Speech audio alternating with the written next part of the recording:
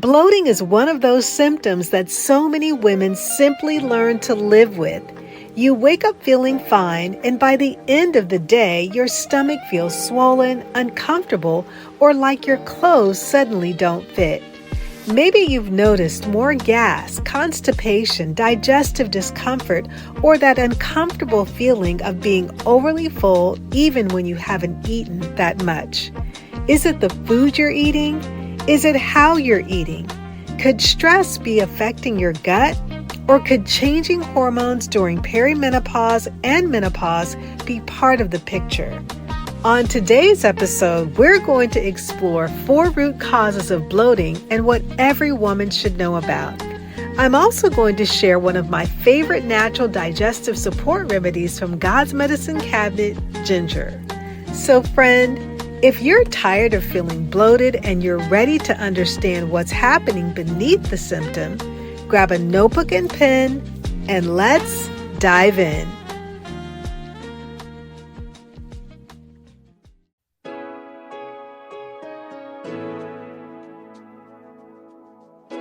Hey friend, welcome to Integrative Medicine for Energy and Health. Are you struggling with low energy, excessive weight, chronic fatigue, imbalanced hormones, or body aches and pains that are robbing you of enjoying life? If you're ready to take the guesswork out of living a healthier life, you're in the right place. Hi, I'm Rekishia. I'm a mom, honorably retired Air Force veteran, award-winning author, social worker, and Christian alternative medicine provider.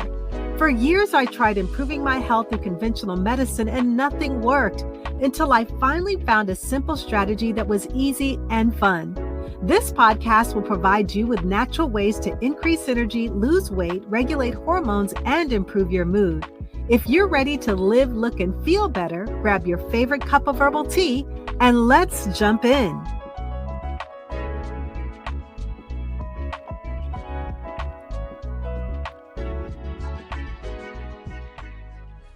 Hello, everyone, and welcome back to Integrative Medicine for Energy and Health. I'm Dr. Rekishia McMillan. If this is your first time joining me, I want to personally welcome you. And to those of you who listen week after week, thank you for being part of this growing community of women who are committed to understanding their bodies and improving their health. Have you noticed that you're more bloated than you used to be? Maybe you eat a meal and suddenly your stomach feels tight. Maybe your waistband feels uncomfortable by the afternoon. Maybe you're experiencing more gas or constipation. Or maybe you've started saying, I don't understand. I'm eating the same foods I've always eaten. Why does my body feel so different? During perimenopause and menopause, changes in hormones, digestion, stress, sleep, activity, and eating patterns can all influence how your body feels.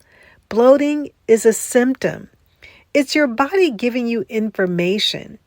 Instead of simply asking, how do I get rid of the bloating? I want us to ask, why is my body producing this symptom in the first place? That's the integrative medicine approach. We're going to look beneath the symptom and explore the root causes. I'd like to start off by discussing the hormone, gut, bile, kidney connection and why your bloating may be changing. As we move through perimenopause and menopause, estrogen and progesterone begin to fluctuate and eventually decline. And these hormones don't just affect your reproductive system. They communicate with systems throughout the body, including our digestive system, gallbladder, liver, and kidneys. So let's connect the dots. First, let's take a look at your hormones and your gut. Estrogen and progesterone influence how your gastrointestinal system functions. During perimenopause, these hormones can fluctuate significantly. For some women, this can affect the speed at which food and waste move through the digestive tract. And when digestion slows down, you may experience more constipation, gas, abdominal pressure, and that uncomfortable feeling of being overly full.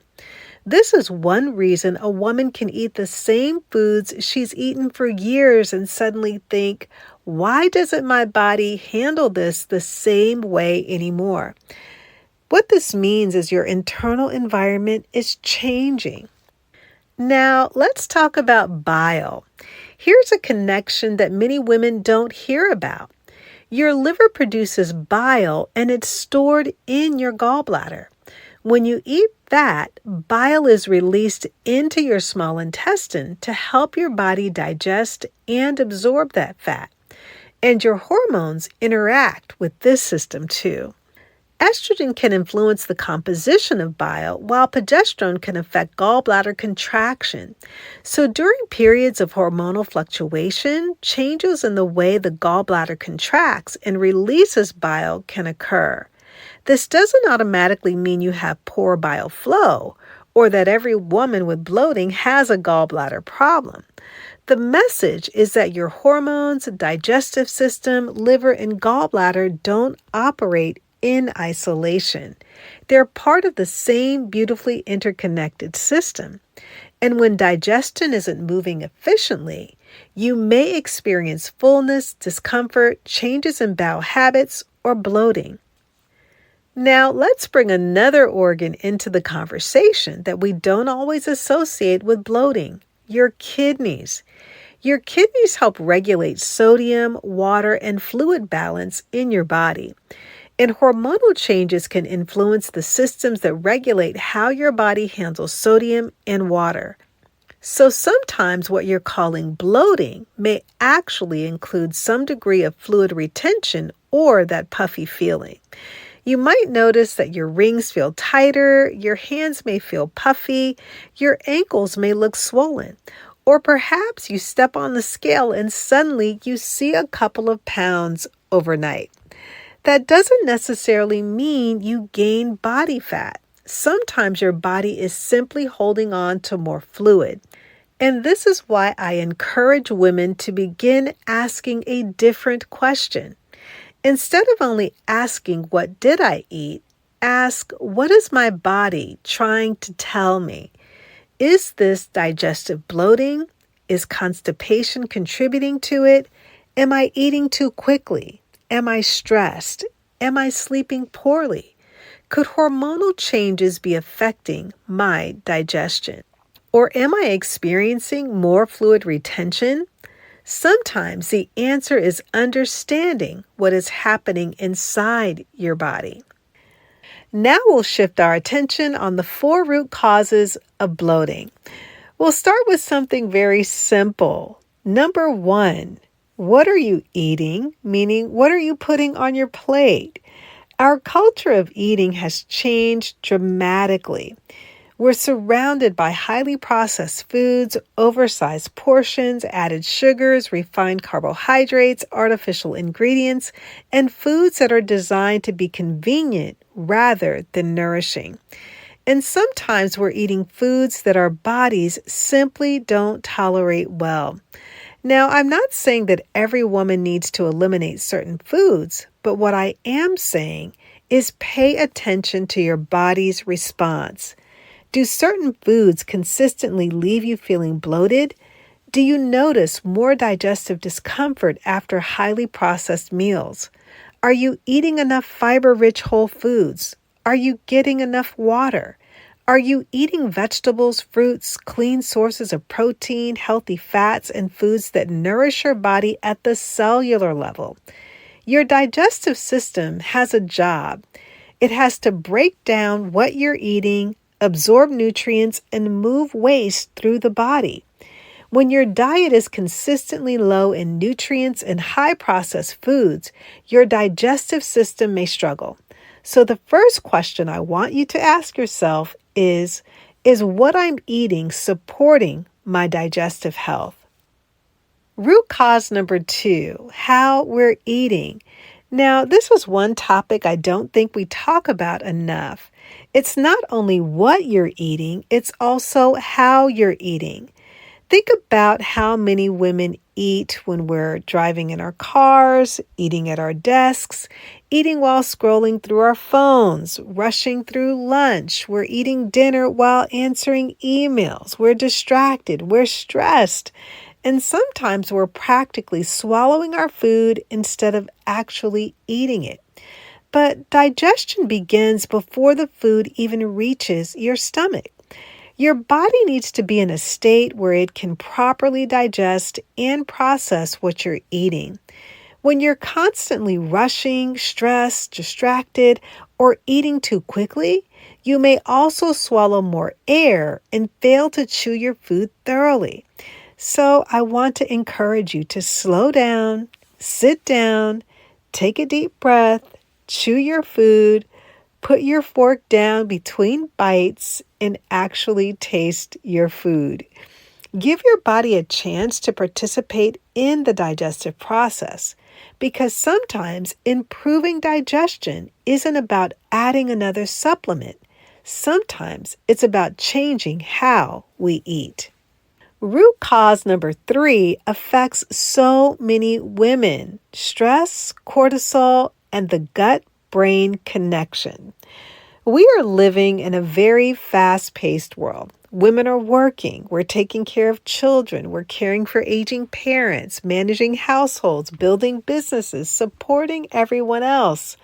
And many women are carrying stress that their bodies never get a chance to release. But your digestive system and your nervous system are deeply connected. When you're under chronic stress, your body releases cortisol and activates the stress response. And when your body is constantly operating in that stress state, digestion may not function properly. You may notice constipation, diarrhea, gas, digestive discomfort, changes in appetite, and bloating. Something that's important for all women to note is that stress management isn't just about emotional health. It's part of your physical health. Your gut and your brain are communicating all day long. So if you want to support your gut health, you also need to support your nervous system. You can do this by taking a walk, practicing deep breathing, praying, getting outside, creating moments of quiet, protecting your sleep, and giving your body permission to slow down. For more on stress management techniques, I invite you to listen to podcast episode 274, where I talk about the benefits of faith-based tapping techniques. And finally, root cause number 4, hormonal changes during perimenopause and menopause. Hormonal changes are something that we cannot escape. During perimenopause and menopause, estrogen and progesterone are changing. And those hormonal changes can affect the digestive system and bowel function. This is one reason why a woman may say, "I never used to have this problem. Why am I suddenly so bloated?" Your body isn't the same as it was at 25. Now, that's not a bad thing, but it does mean the strategies that worked for you years ago may need to change. This is why I encourage women to stop fighting their bodies and start listening to their bodies. Your symptoms are information. Bloating may be telling you that something needs more attention. It could be your food choices, your eating habits, your stress, your hydration, your movement, your sleep, your gut health, or the hormonal changes you're experiencing. And sometimes it's a combination of several of these factors. So let's bring this all together. If you're struggling with bloating, here are 5 areas I want you to focus on. Number 1, improve what you're eating. Choose more whole, nutrient-dense foods. Focus on vegetables, fruits, quality proteins, fiber-rich foods, healthy fats, and adequate hydration. And start paying attention to how your body responds to different foods. Number 2, change how you're eating. Slow down, chew thoroughly, sit down when you eat, and minimize distractions. Take a few deep breaths before each meal. Put your fork down between bites, and don't eat every meal in the car, at your desk, or while you're rushing to the next thing. Your body needs time to properly prepare for digestion. Number 3, manage your stress. As I shared earlier, your gut and brain are constantly communicating. When you're stressed, your digestion can be affected. Give your body a moment to shift from go, go, go into rest and digest. And then there's hydration and movement. Your kidneys help your body regulate fluids, and your digestive system needs water to keep things moving. So drink water throughout the day and keep your body moving. It doesn't have to be complicated. A walk after a meal can be a great place to start. Support your nervous system through deep breathing, walking, spending time outdoors, getting adequate sleep, and creating boundaries around your time and energy. Remember, you cannot constantly operate in survival mode and expect your body to feel completely balanced. Number 4, support your body through the hormonal transition. Perimenopause and menopause are seasons of change. This is a time to become more intentional about your nutrition, movement, sleep, stress management, and overall wellness. Don't simply normalize symptoms because you're getting older. Listen to your body. And if bloating is persistent, severe, new, or accompanied by concerning symptoms such as unexplained weight loss, vomiting, blood and stool, significant pain, or changes in bowel habits, please reach out to me to have a discussion for additional support. 5th and finally, let's talk about one of my favorite natural foods for supporting digestion, ginger, as we continue our God's Medicine Cabinet series. Ginger is not a new wellness trend. For centuries, ginger has been used in traditional medicine for digestive complaints such as nausea, vomiting, and abdominal discomfort. So there's a long history of people using ginger as a medicinal food. But what I love is that modern science is now giving us better understanding of why ginger may be helpful. Ginger contains natural compounds called gingerols and shogaols. These are some of the compounds researchers believe contribute to ginger's digestive and other biological effects. Gingerols are especially abundant in fresh ginger, while shogaols are formed when ginger is dried or heated. One area researchers have looked at is something called gastric motility. In simple terms, gastric motility is how your stomach moves food along through the digestive process. In clinical research, ginger has been shown to help speed up gastric emptying and stimulate stomach contractions in certain people. And why does this matter when we're talking about bloating? Because when food moves too slowly through the stomach and digestive tract, you may experience that uncomfortable feeling of fullness, heaviness, or digestive sluggishness.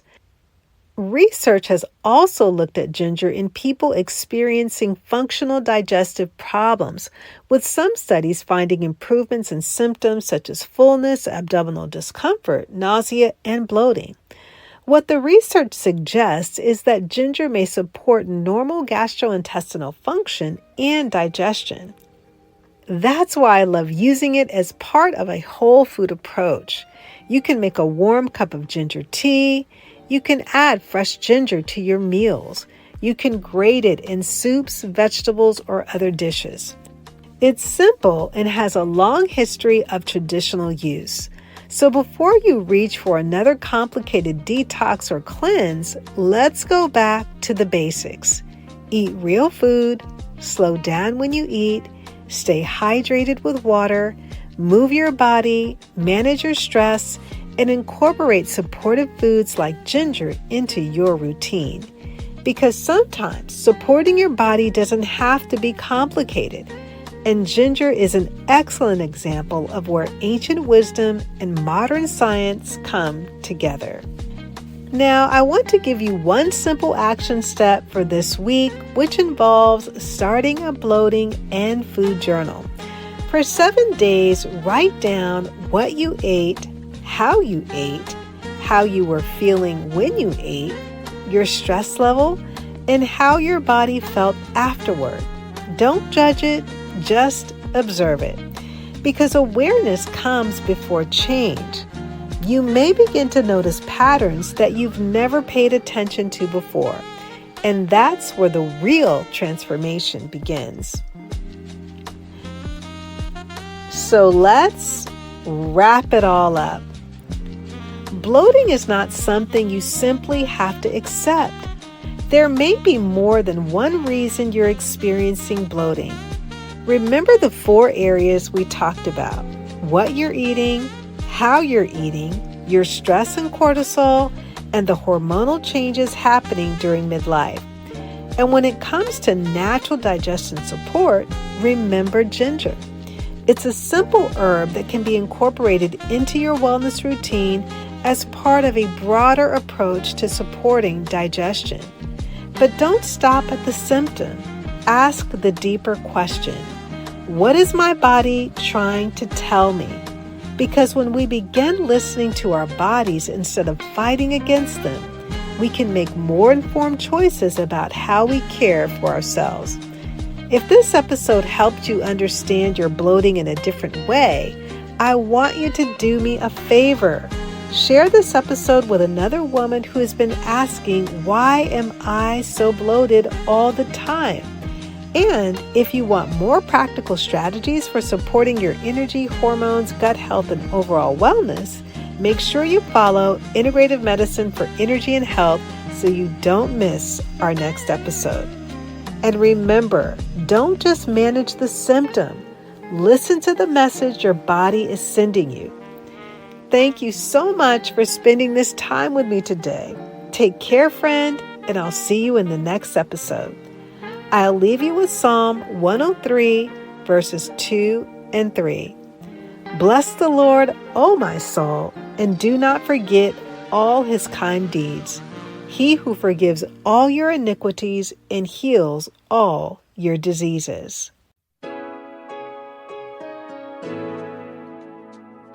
Hey friend, I hope you enjoyed today's episode. If so, would you take 30 seconds and share it with a friend who may want to have more energy and improve their health naturally? Also, I would love it if you could leave a quick review for the show on Apple Podcasts. It blesses me tremendously to know that this podcast is helping you. Alrighty then, it's time to go make a protein shake and go for a hike. No more days of feeling tired and drained. I'll see you in a few days for another episode. God bless.